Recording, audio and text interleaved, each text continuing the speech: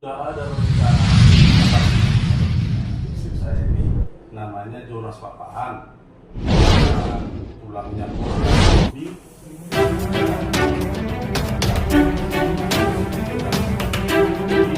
Memang mereka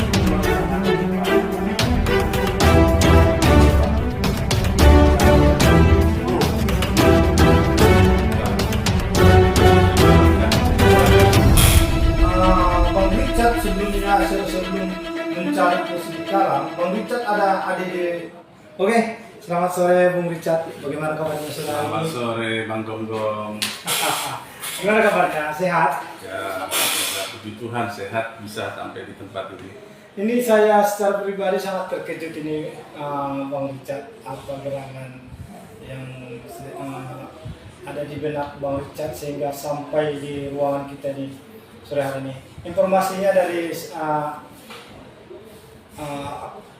anggota tadi ada yang mau disampaikan katanya berupa keluh kesah masalah keluarga. Apa kira-kira Bang Richard? Terima kasih atas waktu kesempatan yang diberikan sama Bang Gonggong ini. Jadi saya datang kemari ini Bang mau menceritakan Iya. tentang keadaan keluarga saya dan isi hati saya terkait tentang anak perempuan saya yang dibawa lari oleh seseorang bernama Hekpen Cibro bersama istrinya Tiolina Barurea dari Kabupaten Bekasi pada saat itu. Jadi persoalan ini saya selama 8 tahun lebih. Tahun lebih berarti di tahun 2015 ya? Sekitar anak saya kan lahir tahun Januari 2014. Januari 2014. Jadi anak saya ini masih bersama dengan kami sekitar 6 bulan. Jadi kami setelah lahir di Februari 2014 kami kembali ke Sumatera Utara, ke Sumatera. Ya, karena sesuatu hal yang kurang membuat saya saya dalam keadaan sakit. Dan keadaan sakit ya? Nah, saya ada di Sumatera di tempat keluarga dari istri saya di sekitar bulan Juni awal. Juni awal di 2014. Oke. Di 2014, di bulan Juni 2014 itu Bung Richard seluruh keluarga beserta dengan anak dan istri bagaimana kira-kira? Terus di Sumatera itu siapa yang dikunjungi? Apakah masih ada sanak famili atau orang tua? Coba diterangkan. Jadi dapat saya jelaskan, sekitar bulan 6 itu seperti saya sampaikan tadi kita ada di rumah keluarga dari istri saya. Jadi istri saya bilang, Pak, supaya kita tidak terlalu numpang semua di rumah sini, di rumah kakak ini, kalau ke rumah keluarga Itu di Bekasi itu ya? di Nabara. Oleh dia Nabara. Di Nabara. Jadi oke lah, karena saya pikir demi kenyamanan bersama saya pun rela, saya pun bilang kepada keluarga dari saya kan. Jadi belum ada 1 bulan ya, kurang lebih 3 minggu lah saya datang lagi ke rumah. Ternyata istri saya sudah nggak ada di situ, di Nabara. Jadi Bang Richard sampai di Nabara itu Kabupaten Labuan Batu ya? Iya. Kabupaten Labuan Batu, Provinsi Sumatera Utara. Jadi Bang Richard kondisi masih sakit. Kalau saat itu ya sudah bisa lah mulai beraktivitas. Cuman beraktivitas masih terganggu ya? Ya sedikit adalah nggak begitu semangat. Saya semangatnya aja kemarin itu agak ngedrop karena mungkin banyak kegiatan yang saya lakukan. Nah, ekonomi nggak bisa maju juga, jadi saya down pada saat itu. Jadi Bang Richard meninggalkan anak dan istri di Nabara selama 3 bulan ya? 3 minggu. Oh, selama 3 minggu. Nah, setelah saya sampai di Nabara tidak ada, saya tanya sama kakaknya dia, sudah pergi kemana? Tidak dikabarin katanya. Jadi singkat ceritanya, karena seperti itu, saya padahal sudah bawa uang ini hasil penjualan rumah kan, sisa ada penjualan rumah di Nabara. Jadi saya balik, kebetulan ada kawan yang datang dari Pangkalan Kerinci, ya seorang pendeta, Siren Davidson, dibawalah saya ke Kerinci ini. Ya saya bilang saya ikut aja lah, untuk kerja, cari di Pangkalan Kerinci lagi. Setelah singkatnya, jadi tahun 2015 istri saya dapat apa? Datang ke Pangkalan Kerinci, dapat alamat dia. Setelah saya sampai di Pangkalan Kerinci, kami ketemu, saya tanyakan, mana si Dian? Nama anak saya Dian Kasih Simanjuntak. Saya buat. Yang anak perempuannya? Ya memang belum saya buat secara administrasi ya, tapi saya sudah bilang ini namanya Dian Kasih Simanjuntak. Bayi jabatan disebut dia. Jadi setelah diceritakan seperti itu, tahulah saya kalau ternyata anak perempuan saya itu dibawa kelari, dibawa kabur oleh seseorang yang bernama Herpen Cibro. Herpen Cibro? Iya. Sebelumnya Herpen Cibro ini ada hubungan keluarga enggak? Tidak ada, nggak ada. Jadi saya begitu mendengar, ya, kenapa bisa pergi sama dia kan gitu. Iya, iya. Nah, lalu diceritakan istri saya inilah, ternyata waktu dia nawar itu dia disuruh datang ke Jakarta diongkosin pesawat itu kan. Jadi sesampai dia di Jakarta, rupanya sudah ada rencana abangnya istri saya ini namanya Jonas Papahan dengan tulangnya Polta Tobing dan ada tulang mereka baru Nenggolan, Ariati Nenggolan. Jadi memang mereka sudah merencanakan supaya anak kami ini dikasih sama seseorang yang ternyata adalah si Herpen Cibro. Nah, waktu pengambilan anak itu setelah seperti itu 2-3 hari kemudian datang ke Jakarta Timur. Istri saya kan nggak mau, kan nggak ada niat mau ngasih anak kan, disuruh datang untuk supaya dicarikan kerja. Bahkan istri saya bilang, biarlah gajiku sama kalian semua, yang penting kan masih anak bayi sama satu perempuan. Anak saya itu kakaknya si Clara Stefani berumur 4 tahun pada saat itu. 4 tahun. Biarlah kalian rawat lah ini, aku kerja semua gajiku sama kalian sama urusan anakku ini. Ya, ada seperti itu. Tapi si Jonas Papa ini bersikukuh supaya anak kami ini dikasih sama si Herpen Cibro. Artinya, saya potong dulu Bang Richard. Artinya istri dari Bang Richard ini sudah berangkat ke Bekasi, ke Jakarta ya? Ke Jakarta ya. Di Jakarta itu Herpen Cibro ini bertemu dengan istri Bang Richard. Ya, bertemu di rumahnya Jonas Papahan itu ya? di rumah tulangnya di Jakarta Timur. Di Jakarta Timur ya? Si rumahnya si Polta Tobing ini kan. Polta Tobing ya. Jadi Bang Richard, kejadian diduga perampasan anak itu terjadi pada tahun berapa itu di Jakarta Timur? Itu sekitar bulan Juni akhir atau Juni awal tahun 2014. 2014, artinya umur anak Bang Richard sendiri umur berapa? Sekitar 6-7 bulan. Ada waktu itu istri dari Bang Richard menyampaikan sama Bang Richard atau memberi informasi apapun itu terkait anak dari Bang Richard yang berumur 6 bulan namanya Dian Simanjuntak. Nah itu ada pemberitahuan dari istri atau memang komunikasi putus total pada saat itu? Jadi waktu kejadian itu saya sama sekali tidak tahu karena kami memang putus komunikasi. Putus komunikasi. Ya, itu bahkan pernah saya hubungi juga si Jonas Papahan ini, siapa tahu dia juga nggak menutup akses komunikasi kan, nggak tahu. Nggak bisa saya ngomong. Begitu saya perkenalkan, saya ini siapa ini Junta, udah langsung dimatikan dia. Nah, jadi kejadian itu nggak saya tahu. Saya mengetahuinya baru tahun 2015 waktu istri saya datang ke Pangkalan Kerinci. Itulah diceritakannya kronologisnya seperti apa. Tadi yang saya sampaikan, istri saya karena nggak mau nangis-nangis, sampai anak saya ini tarik-tarik ini sama si Jonas Papahan sama istriku kan. Di Jakarta Timur? Iya, istriku kan masih di, ini cerita dari anak perempuanku ya. Anak yang umur 4 tahun kan masih bisa lah mengingat kejadian yang seperti itu kan, bagaimana adiknya sampai diambil. Itu disampaikannya itu, Pak, Mama sampai nangis-nangis. Tulang Ronald itu disampaikan kan, si Jonas itu kan tulang Ronald. Nah, tulang kandung ya? Tulang kandung. Nah, jadi dikasihlah sama siapa yang dikasih si Jonas ini sama si Herpen Cibro ini. Herpen Cibro. Nah, karena istriku nangis-nangis, datanglah si Herpen Cibro atau biarlah aku membesarkan anak itu ini nanti ke sekolahkan pun, ya kan? Kalau itu rindu nanti sekali 2 bulan, kuantar pun supaya itu bisa melihat kan gitu ya. Itulah di apa.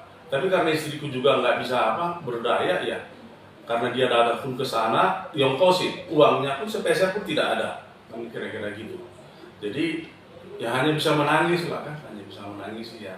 Terpaksa ya udahlah, gimana lagi mau dibilang kan, semuanya bahkan ada anak tulangnya sampai ditokokkan kepalanya. Udah kasih aja lah Pak, bunuh kali dong.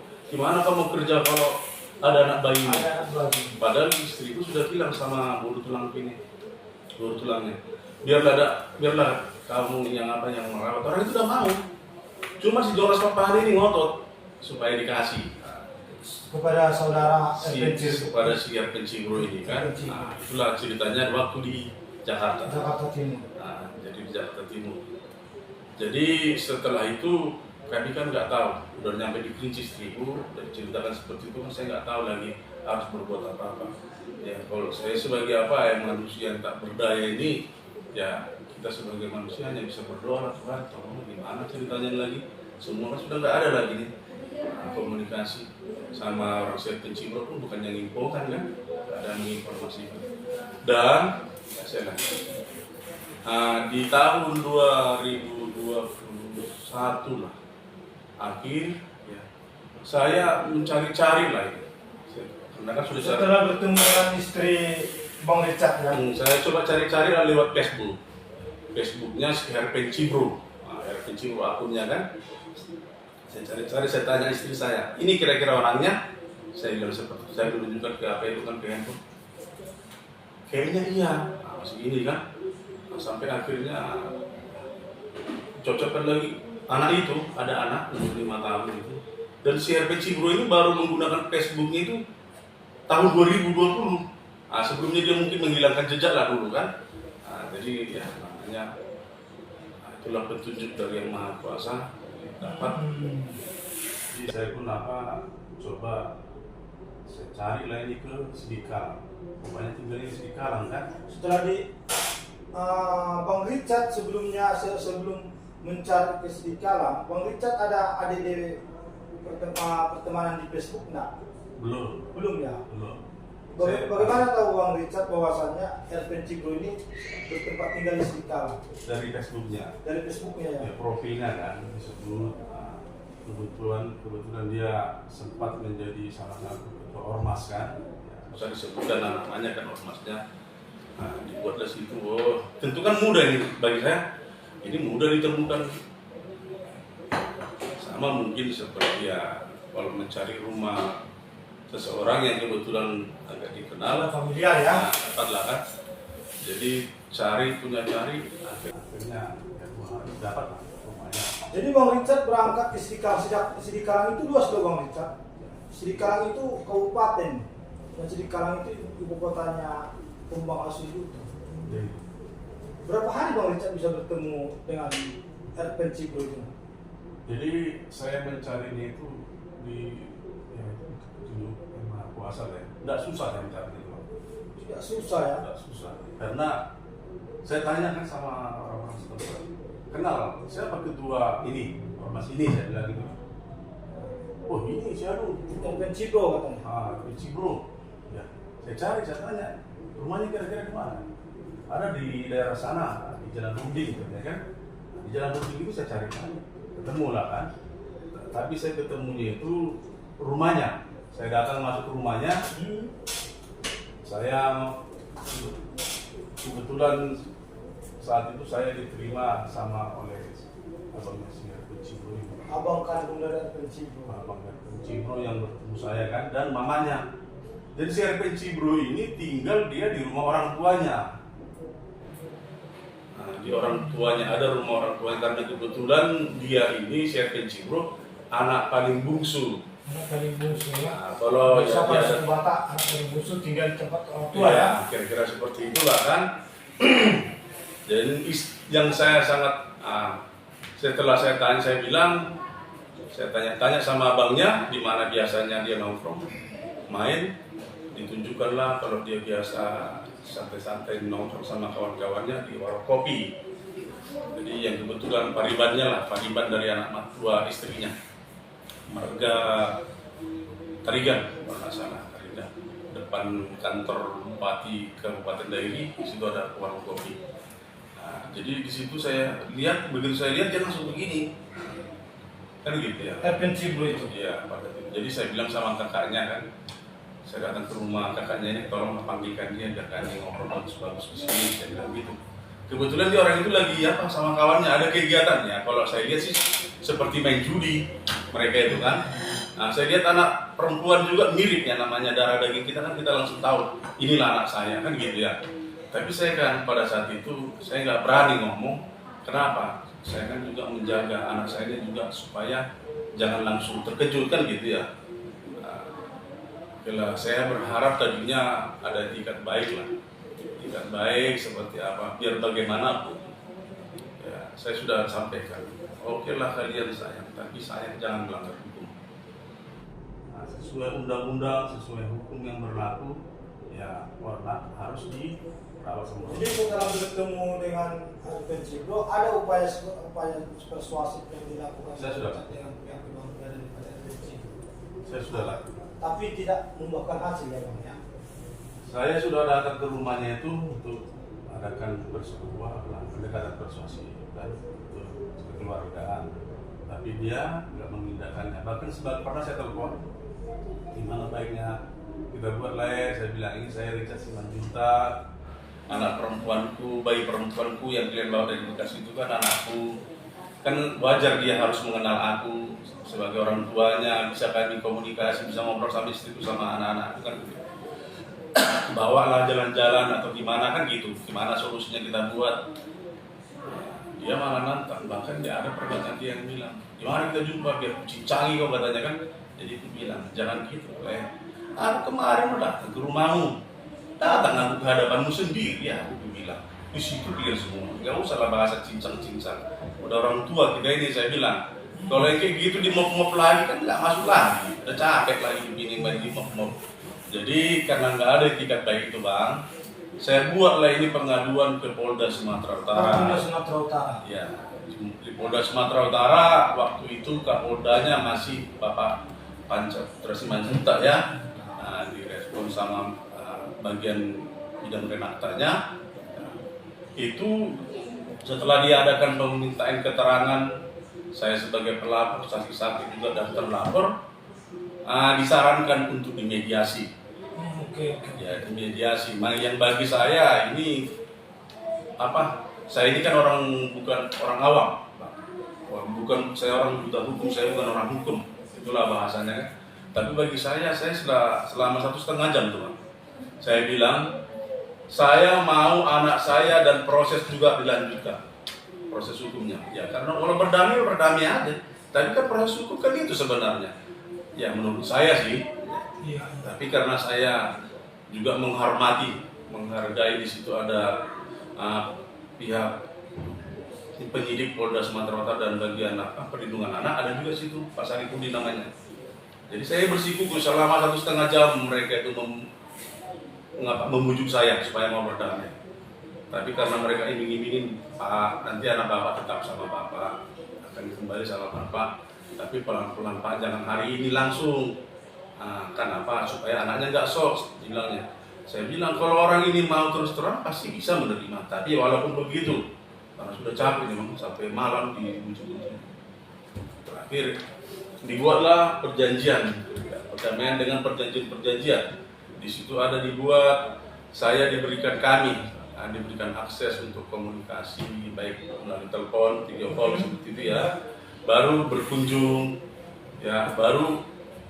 Ini poin yang terakhir ini saya minta ini supaya kalau di hari libur saya bawa anak saya jalan-jalan ke Pangkalan Kerinci ke rumah saya tinggal. Nah itu boleh kan gitu ya? Oke lah semua sudah. Tapi setelah perdamaian itu mediasi itu tak satu pun yang terlaksana sampai hari ini. Saya hubungi selalu jawaban siap Penciro, dia ada di luar. Jadi saya bilang bisa nggak komunikasi sama keluarga di sana supaya saya bisa bicara dulu sama guru gitu lah, dibilang. Nantilah ya, kalau udah pulang katanya. Setelah itu diblokir lah nomor saya. Mungkin saya nggak bisa lagi hubungin. Selama berapa lama Bang Richard itu berusaha mulai dari melakukan perdamaian secara persuasif sampai Pelaporan yang kemarin di Polda. Sudah di Polda sudah sejak bulan berapa kemarin? Kalau di Polda itu tahun bulan Juni 2022. 2022 ya. Ini akibat tidak terlaksananya persuasif tadi ya. Berapa lama perjuangan Bang Richard mulai dari upaya persuasif hingga sampai melakukan laporan ke pihak Polda Sumatera Utara? Itu dimulai sejak kapan? Jadi kan saya kan ke sana tanggal 20 April 20 April 2022 ya. Jadi saya sudah adakan persuasi karena nggak ada etikat baik. Saya juga sudah telepon, malah dia anti saya mendapat ancaman dengan hal seperti itu. Akhirnya bulan Juni saya lakukan surat ke Polda Sumatera Utara. Bulan Juni 2022. Ya, karena saya pikir kalau memang nggak ada etikat baik. Artinya Juni 2022 sampai sekarang sudah setahun lebih ya. Sudah setahun lebih. Yang di konfrontir di Polda kemarin itu bulan berapa? Waktu di mediasi itu, ya, apanya kami sekitar Agustus kan diminta keterangan, lapor sama saksi. Jadi mediasinya itu Januari tanggal 6 Januari 2023. Di situ harus dilakukan upaya mediasi. Hasilnya menimbulkan 3 poin tadi, Bang. 6 poin ya. 6 poin. Jadi karena memang saya sudah sampaikan sama pihak Polda Sumatera Utara, Gultum, saya sampaikan, Bu, ini gimana ini Bu? CRP Cibro-nya nggak sesuai dengan apa? Sesuai dengan perjanjian. Sesuai dengan perjanjian. Kenapa Pak? Katanya. Terbukti waktu kami mau ibadah sama anakku aja pun langsung ada yang menarik. Nah, dari dalam gereja nih, sesuai kanan ya, ditarik langsung ini dari dalam. Padahal kan saya udah senang gitu. Tengoknya kakaknya situ kan. Iya. Dia sudah, kakaknya kan mirip. Sudah menyatu ya, Iya. sudah apa ya? Jadi ya, anak saya itu waktu saya dulu malu, waktu di Polda juga malu, waktu itu juga enak, ibadah kita, gitu kan. Udah senang dia tuh, begitu tengok ada kakaknya situ kan. Dan yang paling miris, anak saya ini sebenarnya hanya ditumpangkan di tempat keluarga si RP Cibro ini. Bukan RP Cibro-nya yang mengasuhnya ya. RP Cibro ini tinggal di Sidikalang, istrinya kerja di salah satu rumah sakit swasta di Medan.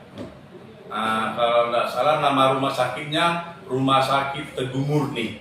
Jadi bisa kita bayangkan, anak saya ini jelas mendapat kasih sayang kurang dari orang tua itu nggak ada. Karena si RP Cibro waktu saya temukan aja, ya kalau pandangan saya dia lagi asik bermain kartu dan judi sama kawan-kawannya. Dan kalau anak ini pulang sekolah yang saya lihat itu dibawa ke rumah ini, yang mak tuanya ini, mak tuanya main-main ya, namanya biasa kalau orang main kartu seperti dagang itu, nggak lupa waktu itu saya ajak ngomong aja, janganlah sekarang toh, kalau dipegangnya itu kartu nggak bisa lagi itu diganggu katanya kan. Jadi saya berpikir bagaimana mental anakku ini nanti, ya melihat yang seperti itu, ya istri si RP Cibro ini juga bukan di situ, ya mungkin sekali 1 bulan baru ketemu.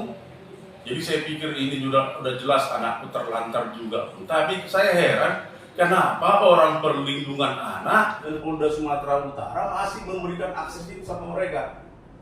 Artinya masih memberikan hak asuh kepada mereka. Ya? Iya, masih dengan alasan supaya kata terkejutnya gimana anakku udah tersiksa. Jadi begini Bang, artinya prosesnya ini di Polda berlanjut apa tidak ini sampai sekarang? Yang kayak gitu sama bagian bidang renakan Gultum itu saya sampaikan ketidak persistenannya si RP Cibro ini, malah disuruh dia buat laporan baru aja katanya. Laporan apa? Laporan ya nggak dihalang-halangi untuk beribadah anak kata gitu. Ya laporan itu aja lagi gue bilang. Ya kan sudah berdamai belum? Mana bisa seperti itu? Kan itu seolah-olah hanya menguntungkan sepihak kan. Jadi seolah-olah pihak Polda Sumatera Utara ini sudah nggak benar, menurut saya kan gitu. Lalu saya komunikasi dengan pengacara saya, ya Bapak Henry Sriga, gimana kira-kira kita buat? Itulah kami lakukanlah gugatan perdata di Pengadilan Negeri Sidikalang. Nah, di sini pun saya juga, ya ini sakti betul tanda kutip Serpent Cibro ini kan. Kok bisa-bisanya hanya ya alasan dari pihak pengadilan ya dalam putusan setelah 3 kali ditunda putusan ini dibilanglah bahwasanya gugatan tidak lengkap, tidak sempurna. Yang membuat statement seperti itu pihak Itu putusan dari pengadilan Negeri Sidikalang. Jadi alasan mereka karena ada pihak yang tidak disertakan, istri saya ataupun tergugat istrinya Serpent Cibro. Itulah dulu situ kan. Jadi kalau saya melihat ini bagaimana sistem penegakan hukumnya, kita ini kan orang awam, bukan orang hukum. Tapi ya lanjutannya kembali lagi ke seperti yang di Polda Sumatera Utara itu, saya berpikir ya saya sering dengar juga kalau ada hal-hal yang bisa di restoratif justice, tidak semua bisa selesai kan. Yang namanya yang hukumannya ini kan apa pasal 330 tentang perampasan anak ini, itu ancaman hukumannya 7 tahun penjara. Tapi kok bisa hanya di media seperti itu restoratif justice dan tidak ada sanksi apabila diingkari. Ini seharusnya kan pihak Polda ini, saya juga makanya kemarin Pak Henry Sriga sudah jadi di perjanjian yang disepakati Bang Richard dengan Serpent Cibro di Polda ada itu poin yang menyebutkan bahwasannya jika diingkari tidak ada ya? Tidak ada. Jadi itu semua kan konsepnya Polda, orang polisi. Saya pun sampai habis pikir, kalau saya nggak mempercayai penegak hukum, saya sebagai masyarakat awam ini, ya kan bagaimana? Saya ini korban. Jadi kalau orang melaporkan kepada aparat penegak hukum memohonkan keadilan, kita tanda petik kesannya hanya mau dibohong-bohongin, ya kan bagaimana penegakan hukum di negara kita ini? Ya saya juga sudah laporkan ya, persoalan ini tentang anak saya ini upaya akan tetap saya laksanakan. Saya juga sudah laporkan persoalan ini ke Polres Dairi. Laporan saya itu yang saya laporkan adalah Serpent Cibro dengan istrinya Tiorina Banurea, ya, tentang pemalsuan akta otentik anak. Karena anak saya itu mereka buat mereka sebagai orang tua kandung. Artinya identitas anak ini sudah masuk kepada identitas daripada Serpent Cibro ya, dan istrinya ya, anak kandung ya. Kalau di kakak dari akte lahir itu mereka orang tua kandung, makanya dibuat mereka nama anak saya itu Yohana Margaret Cibro. Nah, dia buat itu Boru Cibro, mamanya Tiorina Banurea. Jadi saya sampaikan ke pihak penyidik Polres Dairi, ini sudah pembohongan, semuanya sudah dibohongi. Saya sudah lihat ini, dari awal dia sudah membohongi istri saya, katanya nanti dibawa, ya kalau rindu 2 kali sebulan. Di Polda Sumatera Utara juga dia berbohong.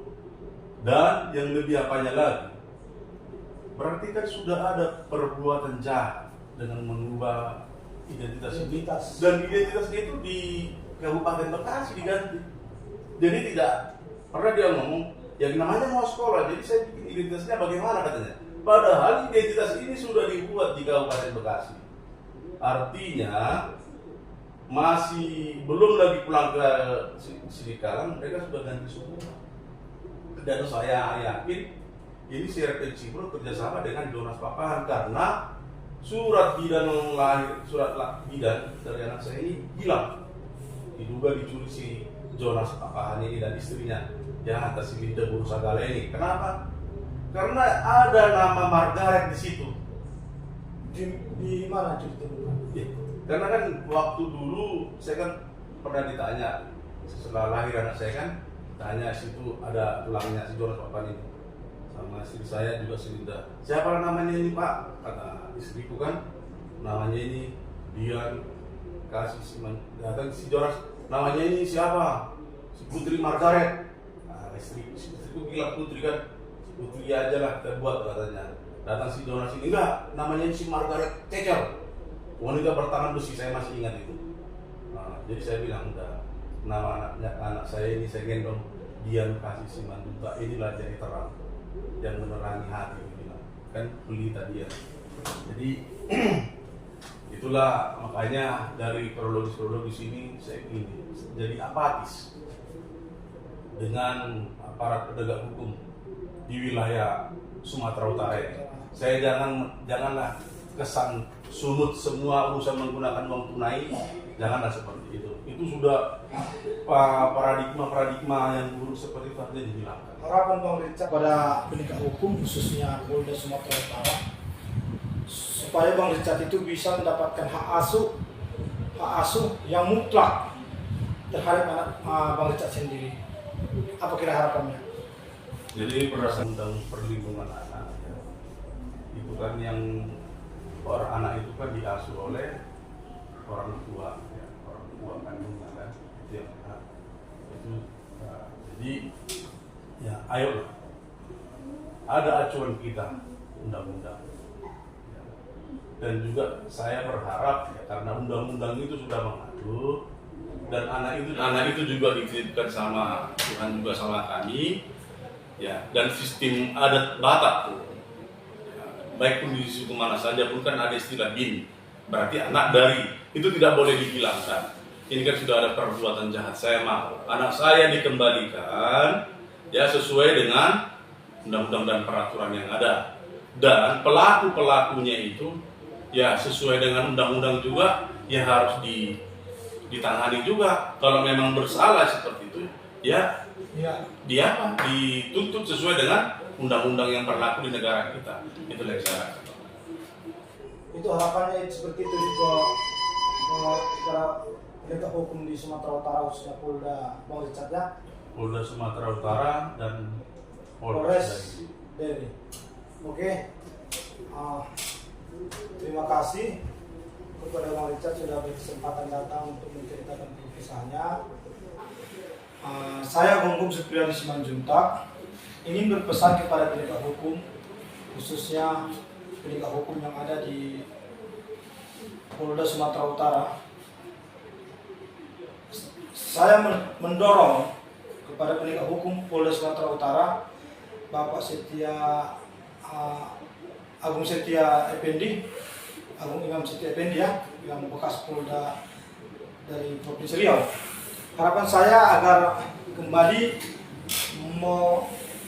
proses hal-hal apa yang diadukan oleh saudara Bang Richard ini sangat miris ya, terkait masalah perampasan hak asuh, perampasan anak. Ini sangat miris karena saya secara pribadi menduga ini ada people trafficking, ada perdagangan manusia. Ini Polda Sumatera Utara harus bijak dalam memproses laporan dari Bang Richard. Jangan hanya artinya dilakukan secara persuasif, perdamaian, tapi juga haknya Bang Richard toh juga sampai hal ini tidak diberikan gitu. Itu harapan kita.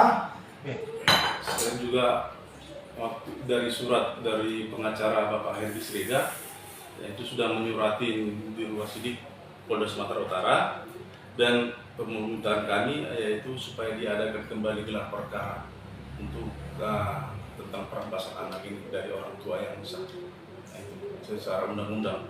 Jadi itu saya juga berharap dalam waktu dekat saya akan berangkat juga ke Polda Sumatera Utara. Mudah-mudahan lewat podcast ini Bang, ya mereka juga dapat terbuka mata hatinya dalam penegak hukum supaya menjalankan hukum itu seadil-adilnya.